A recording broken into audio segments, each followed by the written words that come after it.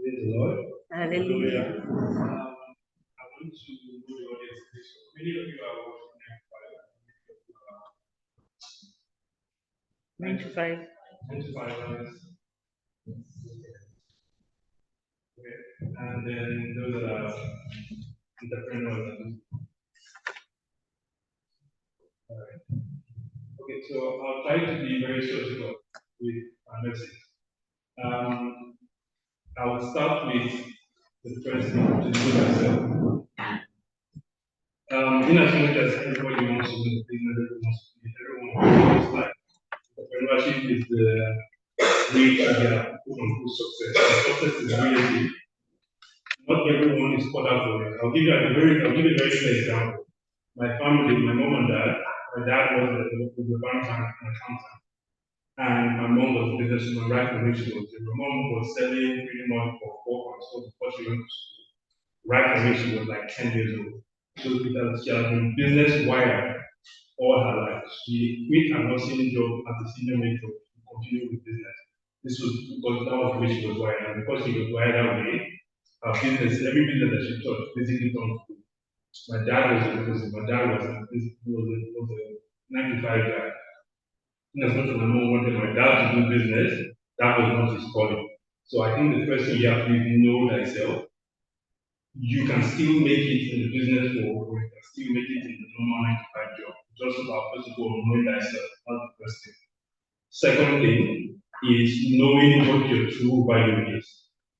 So I basically I work in 9 to 5 quote as an independent consultant, meaning that I have a business here registered in Hungary, but I consult for my company.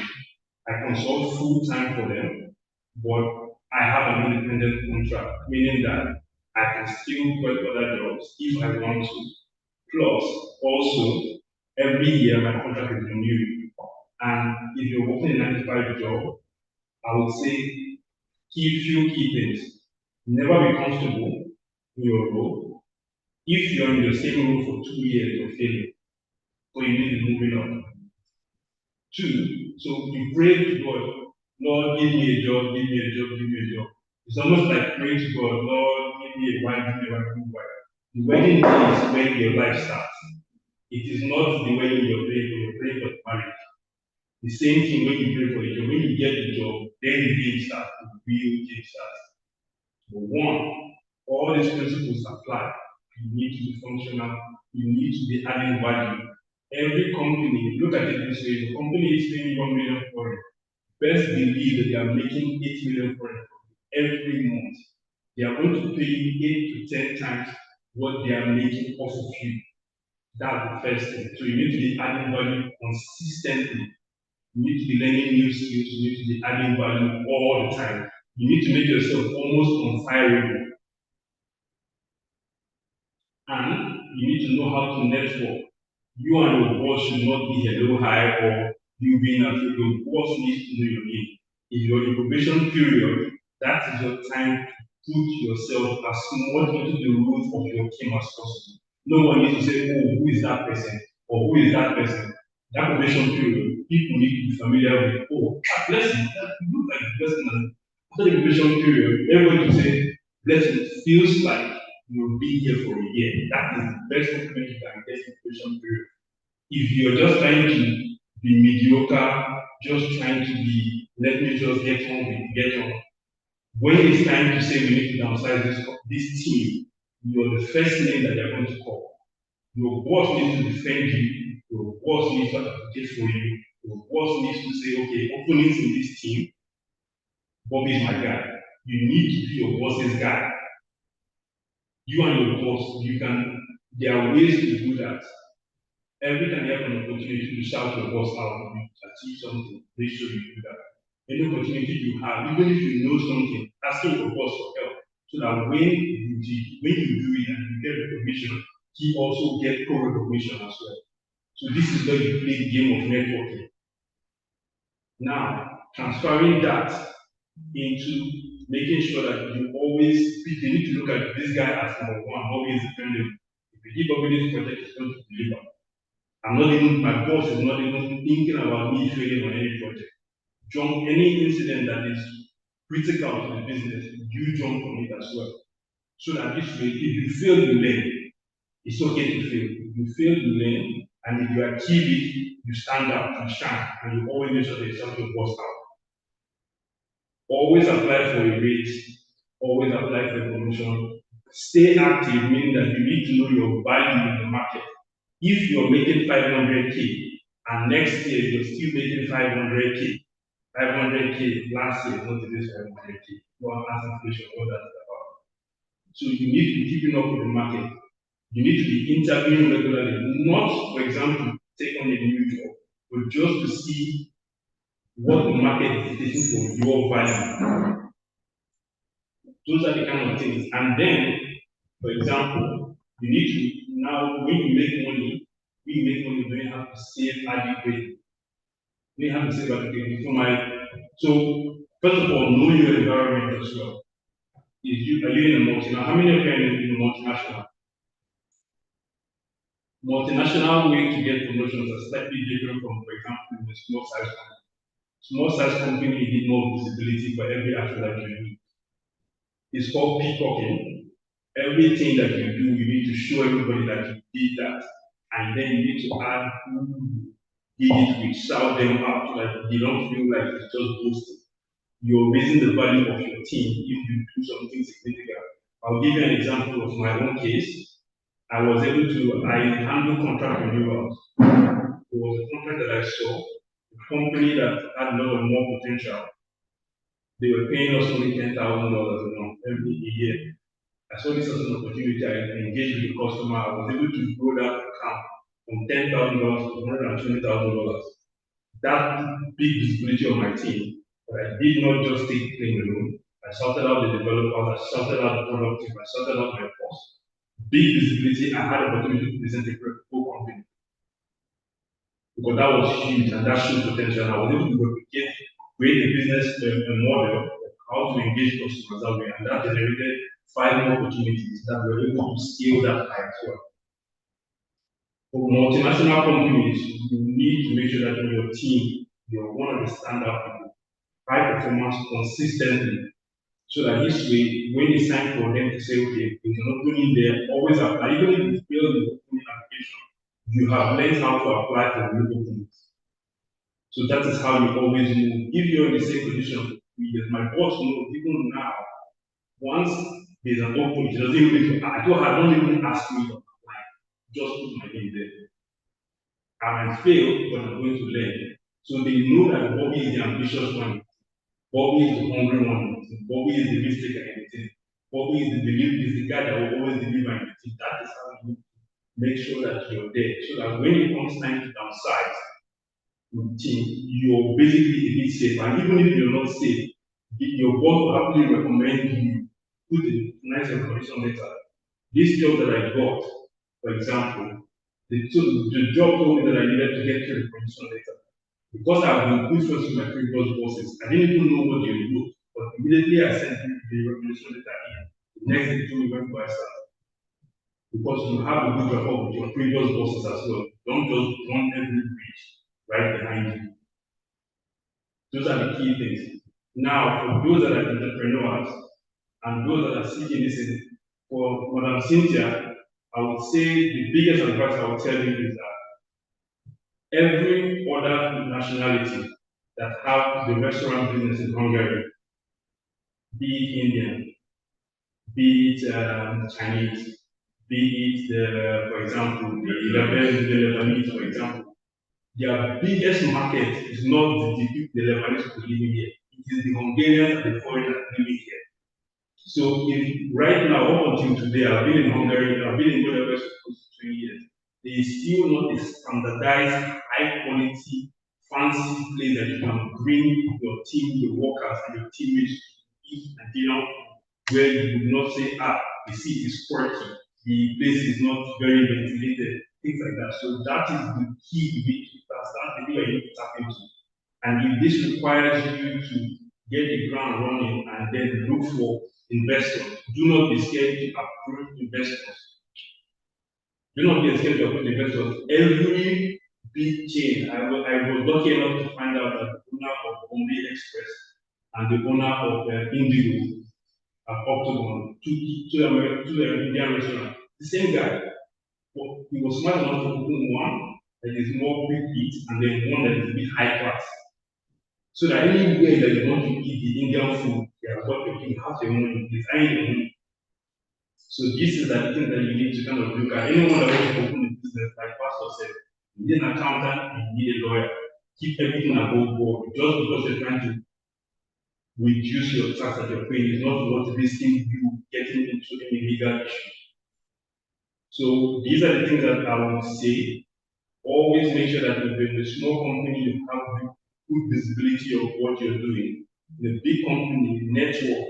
And it's not just network to the not just, oh, I know somebody. Can you call him? Can I call Pastor and say, Pastor, I need a contact to get things from one part of West Africa to Hungary or vice versa? And he will say, no, the person that you think is your contact, and he will pick up the phone and answer to you what to say.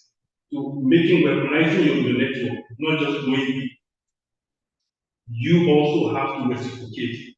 Doing things for nothing. Doing things out of the goodness of your heart. Doing things not because you're trying to give favor.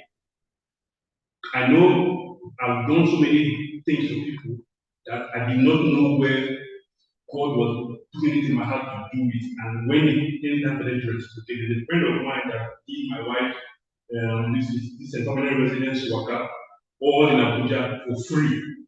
He did it out of the goodness of his heart. I did not have to pay one thing.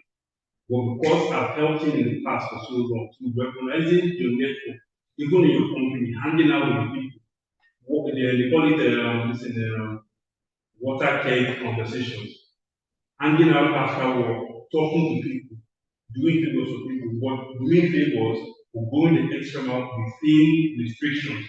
So don't just be the person that they are going to pile work on without you gaining anything out of it later on. For example, if you're doing something, you have a skill, monetize it. Like the job that me is doing with the Excel, if you have a skill, make sure that people pay you for it. Never do anything for free for too long. You can do it as a taster. It's almost like going to West End and people are giving you free drinks. The idea is for you to get used to the taste, but they won't keep on giving you. If the company is giving you free drinks for 1 year, you'll be like, what's up with this? So you always have to use that to your advantage as well. You help somebody, make sure that okay, when I do this for you, make sure that okay, they know you as that's your area of expertise. But also look for opportunities outside. So in as much as I was supposed to say, the way we as a community grow, that's the way we will be respected. The Hungarian people don't play with the Chinese because the Chinese add a lot of value to their economy. The same thing is if Nigerians or Africans in general are treated in that light, that these people are all working class, these people are not illegal. Because for every one illegal person that they catch, they use the same brush to paint all of us. So if you were outnumbering and seeing their achievements in every multinational in Nigeria, look at the amount of people in ExxonMobil, look at the amount of people in Nokia, for example. The Hungarian government now sees that it's not everybody that is the same way. And don't ever hang anybody that tells you there's nothing in Hungary, there's no opportunities here, just nod your head and walk away. There are people I've seen friends of mine, I've seen people that I'm very close to that are clearing 2 million foreign after tax. So those people, we are the same God that we are serving, the same God that most of them are also praying to. It's just about being able to take advantage of the opportunities. So people will talk and talk and talk. I want to start a business, I want to do this. One day somebody will tell you, are you sure you can do it? It's right, I can't do it. And then they just pack the idea. Being able to take action on your idea. Like for example, she says she made one group. The next time the pastor speaks to her, she said, I've made the fifth one, maybe the sixth one, or at least I'll bake a cake, or I'll try to bake a cake. It came out like this.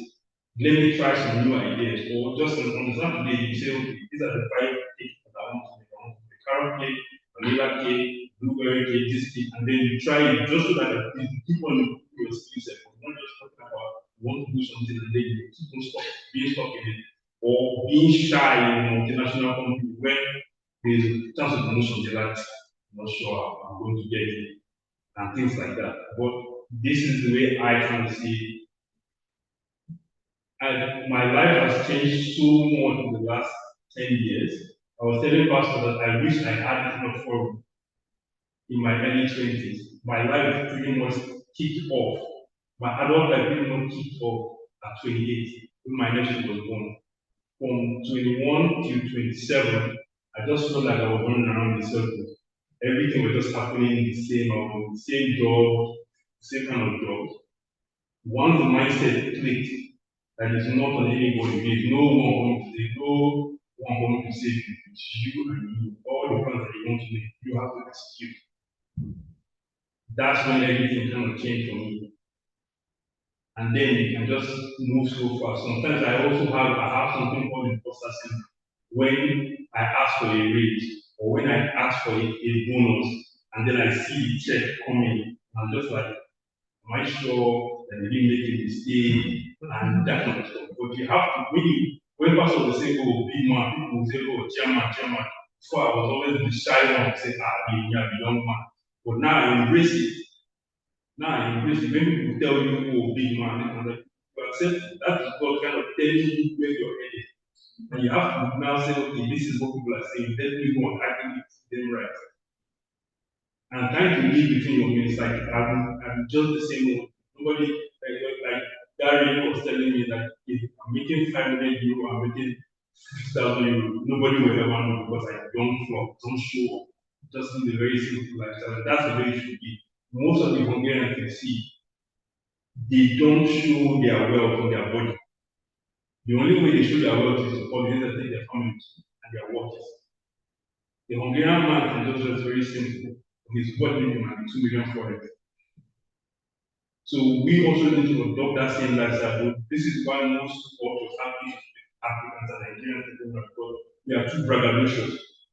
Every small thing like that, pastor will say, you start business, people will just think that business is easy. You will make 1 million, you will spend 900,000, you will send money back from tell everybody that business is booming. You will be borrowing money from people to pay for. So trying to live within your means, is very, very, very key, especially when you're starting a business, but also finding the balance where you know what should be kept for yourself and what should be reinvested into business. Or the same thing with your 95 job. Because as an entrepreneur, for example, I'll just end it up with this. If you're working 95, you can also be an entrepreneur, meaning, for example, you can go the consultancy route, sky and go in. Alternatively, you are the person that people come to with this idea that you can be a silent investor. That is the way of investing. Or you can be a partner where, for example, if you're networking with right people, opportunities will be presented to you constantly. You will now decide where you want to allocate your money. But if you're the kind of person that everybody will come with you for ideas, you don't have money, you just talk. After a while, people will stop. So being able to use your money wisely, being able to look for opportunities, pray about opportunities, and then getting into them, that's the way that we can elevate as a community. Because now the church has moved away from being a student church now to be people are working, people are business owners. If we elevate as a church, then we can see that the light, for example, that is being shown, people will wonder how are these people getting all of this? How are these people getting all these blessings? And that's the way that we can all elevate. Okay?